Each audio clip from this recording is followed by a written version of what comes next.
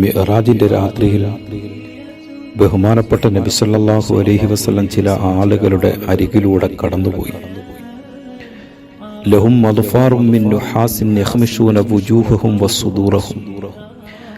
അവർ പിച്ചളയാലുള്ള ചെമ്പിനാലുള്ള നഖങ്ങൾ കൊണ്ട് സ്വയം മുഖങ്ങളും നെഞ്ചുകളും മാന്തി പിളർന്നുകൊണ്ടിരിക്കുന്നു. അത്ഭുതത്തോടെ, അതേസമയം ഭയത്തോടെ ഞാൻ ചോദിച്ചു, മൻ ഹൗലാഇ യാ ജിബ്രീൽ, ഏ ജിബ്രീൽ അലൈഹിസ്സലാം, ഇവർ ആരാണ്?